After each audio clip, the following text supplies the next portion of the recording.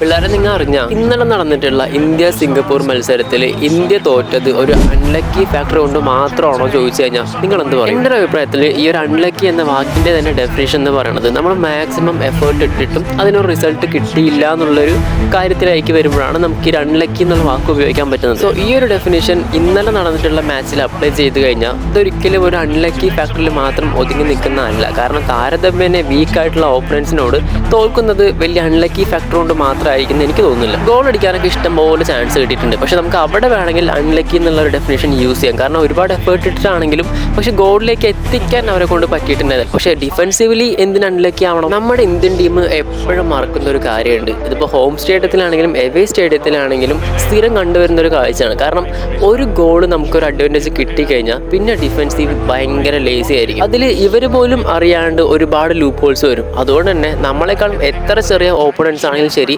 നുഴഞ്ഞു കയറിയിട്ട് ഗോൾ അടിച്ചിട്ട് അവരുടെ പാട്ടിന് പോയിക്കൊണ്ടേയിരിക്കും. ഏതെങ്കിലും ഒരു പൊസിഷൻ വീക്കായിട്ട് അതുവഴി ഗോൾ പോയി കഴിഞ്ഞാൽ മൊത്തം ടീമും എഫക്റ്റ് ആവുന്ന പോലൊരു മെൻറ്റാലിറ്റി, ഒരു കോൺഫിഡൻസ് ഇല്ലായ്മ, ഇത് നമ്മൾ എപ്പോഴതിന് മാറ്റിയെടുക്കാൻ സത്യം പറഞ്ഞ് എനിക്ക് മനസ്സിലാവും. ഇങ്ങനെയാണ് പോക്കുന്നുണ്ടെങ്കിൽ ഉറപ്പായിട്ടും ഇതിനേക്കാൾ വലിയ തോൽവി ഇന്ത്യ ഫേസ് ചെയ്യേണ്ടി വരും. കാരണം ഒന്ന് ആലോചിച്ച് നോക്കിയാൽ ഇതിപ്പോൾ ഒരു ട്രെൻഡായി മാറിക്കൊണ്ടിരിക്കുകയാണ്. നമ്മളെക്കാൾ ദുർബലരായിട്ടുള്ള ടീംസിനോടൊപ്പം നമ്മളിപ്പോൾ നിരന്തരം തോറ്റുകൊണ്ടിരിക്കുകയാണ്. ആ പോയിന്റ് ടേബിൾ ഒന്ന് എടുത്തു നോക്കിയാൽ നമുക്ക് ഒരു ജയം പോലും നമുക്കതിൽ കാണാൻ പറ്റില്ല എന്നുള്ളതാണ്. സോ ഇന്നലത്തെ മാച്ചിനെ കുറിച്ച് നിങ്ങളുടെ അഭിപ്രായങ്ങൾ ഉറപ്പായിട്ടും താഴെ കമൻറ്റ് ബോക്സിൽ കമൻറ്റ് ചെയ്യുക. വീഡിയോ ഇഷ്ടപ്പെടുന്നുണ്ടെങ്കിൽ ലൈക്ക് ചെയ്യുക. നമ്മുടെ ചാനൽ ഒന്ന് സബ്സ്ക്രൈബ് ചെയ്ത് സപ്പോർട്ട് ചെയ്യുന്ന കാര്യം പരിഗണിക്കുക. Okay, thanks for watching guys.